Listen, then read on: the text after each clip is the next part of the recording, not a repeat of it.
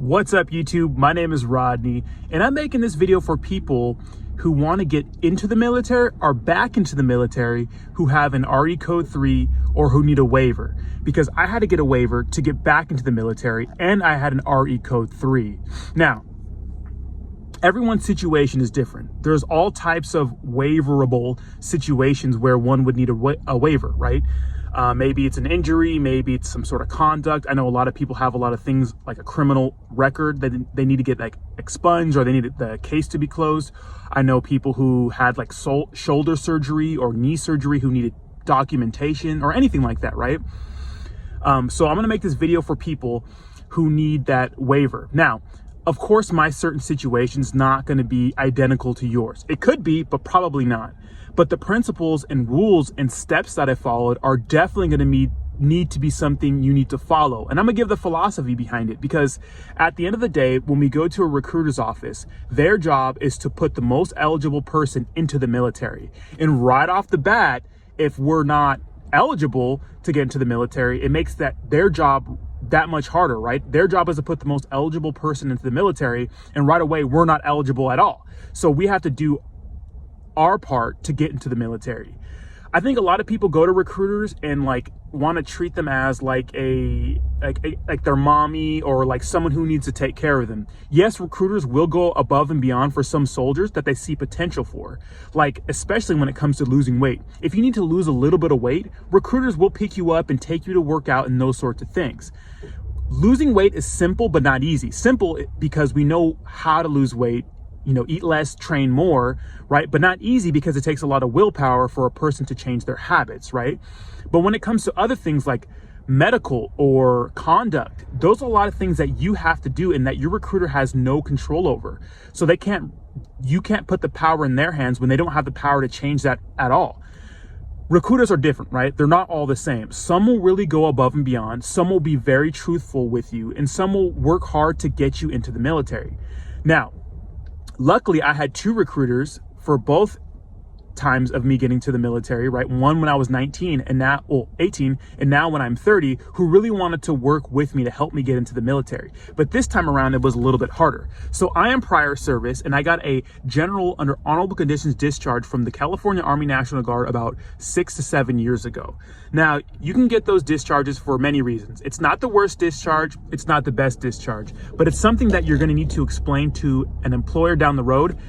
So I wanted to do things right this time and serve my country again, because I have interest in government agencies like law enforcement and those sorts of things. So I want to get into that kind of field.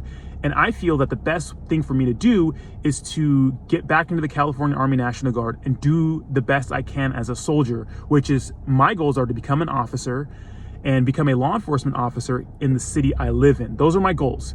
And so for me to achieve those, I feel like I need to have a better run in the military. So I wanted to get back in the California Army National Guard. Now, I had an RE Code 3, which means on paper, RE Code 3 is like a re-entry code. RE Code 3 is the worst one. It means you're not eligible for re-enlistment. So right off the bat, I am not eligible. So when I go to a recruiter and I get my discharge papers and stuff, he sees that I'm not eligible. But there are waivers, right? So whatever the issue is, you're gonna have to address that issue. So if you have an injury or you have a case that was against you, right? Some sort of misconduct with law enforcement or whatever it is, you need to find that source of that problem and try to fix it and show the recruiter that you're trying to fix it so they can vouch for you. Now, what helps the situation? Be the best in every other category. Look, you can't go to a recruiter and need a waiver for conduct with law enforcement and still like be overweight. So that's two things a recruiter needs to help you out with, right? Lose the weight, get in shape, right? Take care of your body, get serious about that, and make your recruiter's life easier, because that's what this is about, making their life easier. Give them one problem to work with. In my case, I always stay in shape, so that was never an issue. I got my bachelor's degree, my ASVAB score was good. Everything else was good on paper, right? Except that re-entry code. So I needed to do my due diligence and get the proper paperwork and those sorts of things to get back in the military. So this is what I did.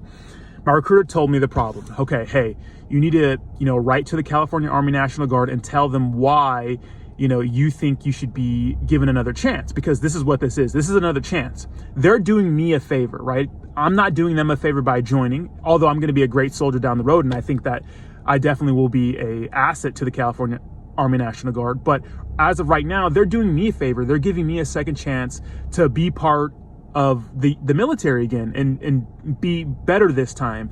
And so I had to write them a letter explaining to them how I've improved since that time. It was a weird time in my life. I was in a band and those sorts of things. I had a career in a retail company. I thought it was kind of hot stuff. I thought I didn't need the military, and I wanted to get out because I wanted to live my lifestyle. I wanted to play in my band. I wanted to focus on my career, and I felt like the Army National Guard was slowing me down. And those of you out there who are in the National Guard or reserves, I'm sure if you have a career or anything personal going on in your life, it feels like that sometimes, like the military is slowing you down. You can't do the things you want to do and hang out with the people you want to hang out and those sorts of things being in the military. But regardless of when you sign your contract, some people sign it at 17, some people sign it at 18, 19, 20, whatever. I signed mine at 18. Regardless of your lifestyle, you have to understand that you did sign a contract to serve your country. And at the time, I was very childish. I was 21, 22, and I just wanted to be in a band and, hang out with the wrong crowd and focus on my career and just forget the military, right? That's what I wanted at that time. And I made the decision to separate, and it took a lot of fighting to separate from the military to get out early. And they ended up giving me an RE Code 3 and a general under honorable conditions discharge. Now, that's not the worst discharge. But definitely when you're going to any kind of government job or federal agency, they're going to ask about that discharge, and they're going to ask about what happened, especially law enforcement. I'm interested in law enforcement, and they're going to ask about what happened. So I have to explain that. So I have to write a letter to the California Army National Guard explaining to them why and how I'm better and why I did what I was wrong and how I've grown from that situation. But first, I had to go to MEPS to get a physical, because first they want to make sure that you're good physically, right? So luckily, throughout the years, I've taken good care of my body. I haven't gotten any major injuries or anything like that. So I was able to go to MEPS and pass the physical, right? So you have to go to MEPS a couple times, right? So I endured it. I went to MEPS once, got my physical, boom, I'm good. I'm physically cleared. I went to my recruiter, said, hey, this is what I have. I'm cleared medically. Okay, so now they send that to the California Army National Guard. They're saying, hey, he's cleared physically, now what does he need? Now they want that letter, right? They want to see that I've done better. They want to see my discharge packet. They want to see my discharge form, my DD-214 or NGB-22, all of those forms. And so they saw that, they looked at the whole situation, and they accepted me back in the military. Now, this whole process took about 8 months. And that whole time, I had to take it upon myself to get all the proper documentation from my recruiter. Whenever he asked for something, I had it. He wanted my social security card, my diploma, my birth certificate.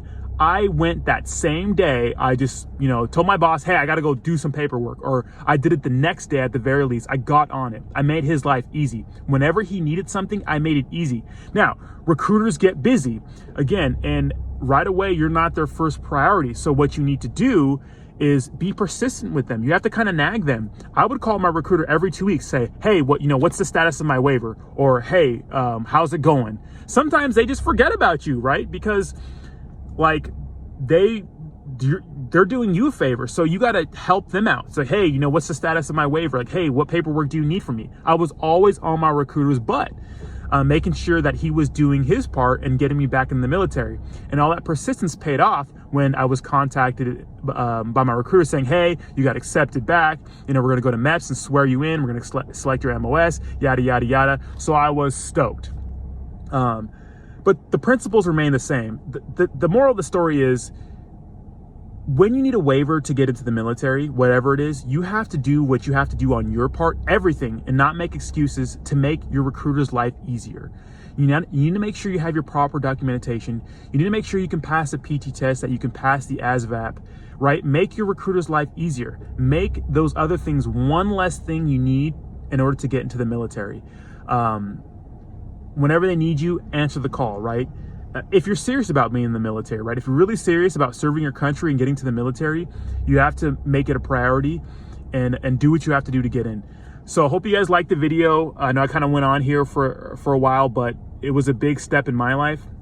And I just want to help a lot of people out there going through the same situation, because I know there are a lot of people out there who are in this situation, who are maybe prior service, or who are people who want to get into the military but have an injury or whatever it is, right? And so those are the steps you need to follow. Just be persistent, take the responsibility on yourself, and just be grateful that you're getting an opportunity to get in there. Let me know what you guys think in the comments down below. I will be shipping out soon. Hopefully I'll be shipping out soon if my BAH situation gets sorted out, because now in the California Army National Guard, you don't get BAH if you are a single person leaving for basic training. Before, you could get BAH if you had a lease agreement or a mortgage agreement, right? Because you're a regular person working in society, and a lot of people have apartments they pay for, right? A lot of people make more money than they would make in the military, but right now they're not doing that. So I'm trying to get a waiver for that. I'm writing to Congress. I'm writing to the freaking Pentagon. I'm like doing everything I can to get my unit involved so I can get BAH, so that I can pay for my apartment and not go bankrupt while I'm spending 6 months in Fort Benning, Georgia. So let me know what you guys think in the comments down below. Peace.